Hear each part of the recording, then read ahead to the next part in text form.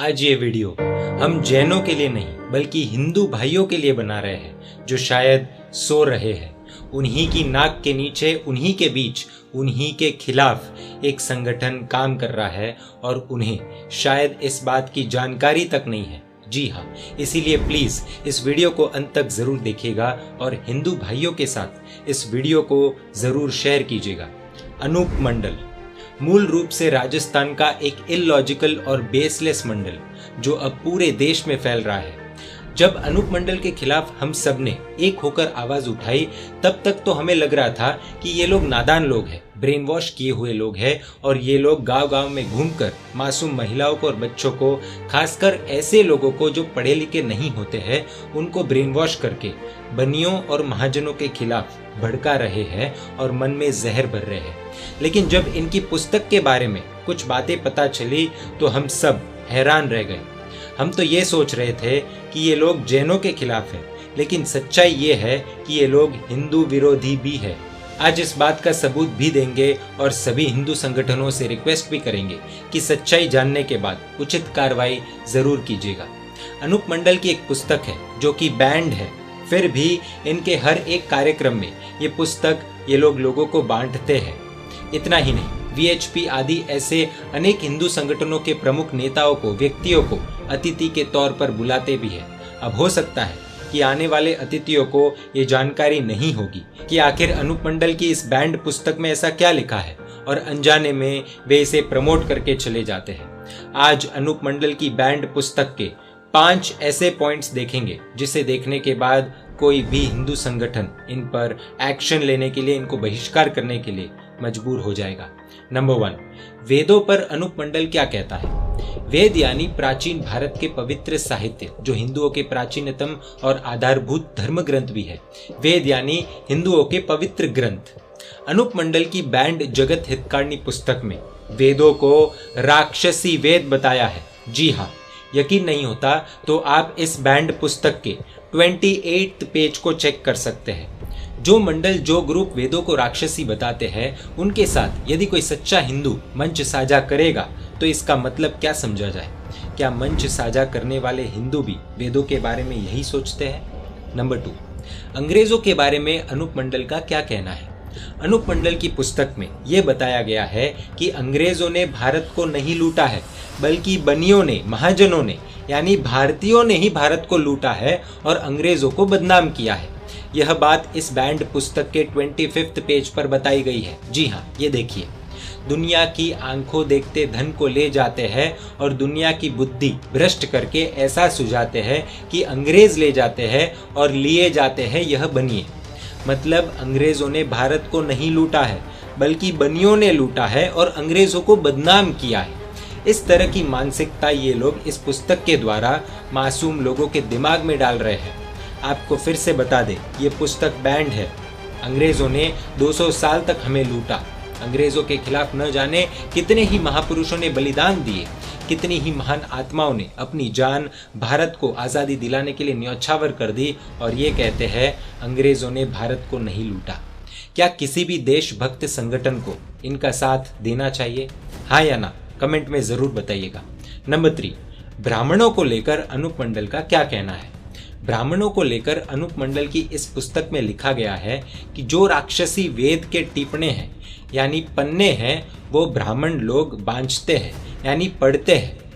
वो भी इन सौदागर महाजनान के घर के चलाए हुए हैं, क्योंकि यह राक्षसी वेद के टिप्पणे असली वेद के टिप्पणे नहीं है।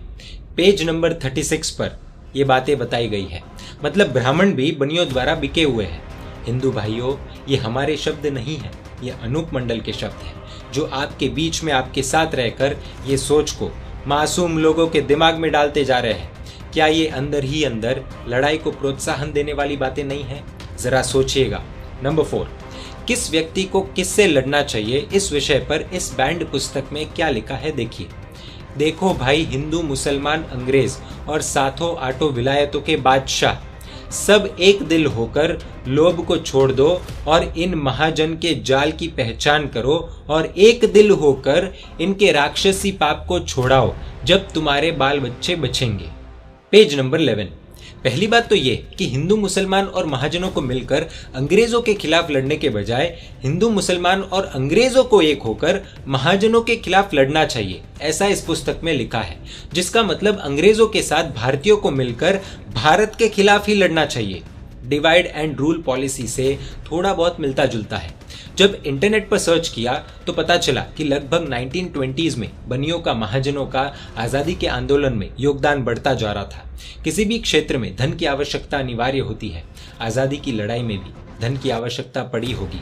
उस समय बनियों ने धन दिया और दिल खोल कर दिया, तब शायद अंग्रेजों को सुहाया नहीं होगा। अब हिंदू और मुसलमानों को महाजनों के खिलाफ, बनियों के खिलाफ लड़ाया जाए तो आज़ादी की लड़ाई में बहुत बड़ी दिक्कत आ सकती है। एक तरफ ये कि अंग्रेज धन लूट कर नहीं गए बल्कि बनियों ने लूटा है और अंग्रेजों को बदनाम किया है। दूसरी तरफ हिंदू, मुसलमान और अंग्रेजों को एक होकर बनियों के खिलाफ लड़ना चाहिए। अब इस बात को छोटा सा बच्चा भी समझ जाएगा कि इस पुस्तक लिखने वाले के पीछे कौन हो सकता है और क्या मंशा से ये पुस्तक लिखी गई होगी। नंबर 5, जो तुम बनिए रात दिन दुनिया के नाम का पाप किसी टापू के ऊपर कराते रहते हो, उसको दिखाओ। अगर नहीं दिखाओगे तो हम तुमको और तुम्हारे बाल बच्चों को जान से मार देंगे। जी हाँ, ये शब्द इस बैंड जगत हितकारणी पुस्तक के पेज नंबर 177 में लिखे गए हैं। अब क्या सरकार को ये बात देखने के बाद चुप रहना चाहिए?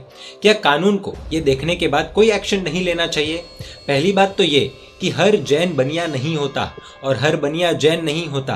कई बनिए तो हिंदू भी होते हैं, तो ये किसके बाल बच्चों को मारने की बात कर रहे हैं? अगर बनिए हैं और उनको पकड़ करके हमें तंग करना पड़ेगा। जब आप सजा देंगे जब जाके वो पूरा पाप का पर्दाफाश करेगा। अब हर हिंदू को अपने हृदय पर हाथ रखकर अपने आप से पूछना होगा, क्या ये सही है? बच्चे तो भगवान का रूप होते हैं। बच्चों को मारने की बात करने वाला कौन हो सकता है? और ये अनूप मंडल वाले हमें राक्षस बोलते हैं। हिंदू संगठनों को आज स्पष्ट रूप से एक तो इनसे दूरी बना देनी चाहिए।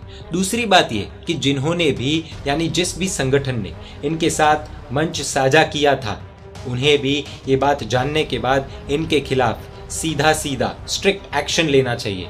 आपको एक और शॉकिंग चीज दिखाते हैं। इनकी वेबसाइट से हमें स्क्रीनशॉट मिला जिसमें लिखा है, जैन धर्म के मंदिर गिरवाए। ये देखिए। अब बताइए इस विषय पर हिंदू भाइयों का क्या कहना है? जो हिंदू राम मंदिर के लिए इतना तड़पा है, जो हिंदू ने राम मंदिर के लिए इतने आंसू बहाए हैं, वो एक बार दिल पर हाथ रखकर बोले कि क्या इस तरह की चीजें, वो भी मंदिरों को गिराने की बातें, भारत की संस्कृति में होनी भी चाहिए? खुद जैन समाज ने राम मंदिर के लिए करोड़ों रुपए दान किए हैं, तो क्या अब हिंदू भाइयों की, हिंदू संगठनों की ये जिम्मेदारी नहीं होती कि ये सब जानने के बाद ऐसी बातें करने वालों के खिलाफ एक होकर आवाज उठानी चाहिए? आज तो इनके निशाने पर हम हैं, कल आप भी हो सकते हो। ये पुस्तक थोड़ी बहुत पढ़ने के बाद पता चला कि इस पुस्तक में सिर्फ एक ही बात बार बार लिखी गई है कि बनिए जो है वो राक्षसी पाप करते हैं जिससे दुनिया में भूकंप आते हैं। बारिश हम बांध कर रखते हैं, सूखा भी हम ही लाते हैं और बाढ़ भी हम ही लाते हैं। Cancer, dengue, AIDS, swine flu वगैरह कई बीमारियां चल रही है और वर्तमान में भूकंप तूफान का भी जोर बढ़ रहा है। ये भूकंप तूफान जो आ रहे हैं, ये जैन बनियों की राक्षसी विद्या से आ रहे हैं। और ये अनूप मंडल वाले अब बोल रहे हैं कि कोरोना भी हमने हमारी राक्षसी विद्या से पैदा किया है, यानी कि भारतीयों ने कोरोना पैदा किया है। पूरा देश इन पर हंस रहा है। कोरोना किसने लाया है? जैन बनिया ने लाया है। अगर सच में ऐसा होता तो यहाँ पर वीडियो नहीं बनाते होते। अब ये बातें थोड़े बहुत पढ़े लिखे हैं उनको समझ आएगी, लेकिन बेचारे जो गांव में मासूम लोग रहते हैं, जिनकी शिक्षा अभी तक नहीं हुई है, उन्हें तो ये सब बातें बार बार कहने के बाद सही लगने लगती है। मासूम लोगों को पढ़ाने लिखाने के बजाय ऐसे ब्रेन वॉश किया जा रहा है। ऐसे में यदि हिंदू संगठन, देश प्रेमी संगठन, राष्ट्र के हित का सोचने वाले ऐसे संगठन अगर इनके साथ मंच साझा करेंगे तो देश किस दिशा में जाएगा, एक बार जरूर सोचिएगा। हिंदू धर्म का अपमान किया है इन्होंने। क्या हिंदू संगठनों को इनके खिलाफ एक्शन नहीं लेना चाहिए? हम अनूप मंडल वालों से भी एक बात कहना चाहते हैं, न जाने आपके मन में किसने जहर भर दिया है कि हम ये सब बीमारियां अपनी राक्षसी विद्याओं से उत्पन्न करते हैं। अगर ऐसा होता तो क्या हम पागल हैं जो सरकार से मांग कर रहे हैं कि ये पुस्तक रोकिए? ऐसे ही मंत्र तंत्र करके गायब न कर देते? थोड़ा सोचने की आवश्यकता है। आजादी की लड़ाई हो, विज्ञान का क्षेत्र हो या फिर देश की रक्षा का विषय हो, बनियों ने हर क्षेत्र में योगदान दिया है, फिर चाहे वो गांधी जी हो, विंग कमांडर अभिनंदन वर्तमान हो, विक्रम साराभाई हो, अभी के केंद्रीय मंत्री पीयूष गोयल हो, लंबी अनएंडिंग लिस्ट है। आज 21वीं सदी में देश किस तरफ जा रहा है और ये पुस्तक आपको किस दिशा में लेकर जा रही है, थोड़ा सा एक बार सोचिए, बाकी आपकी समझदारी पर छोड़ते हैं। भारत माता की जय, वंदे मातरम, जय हिंद।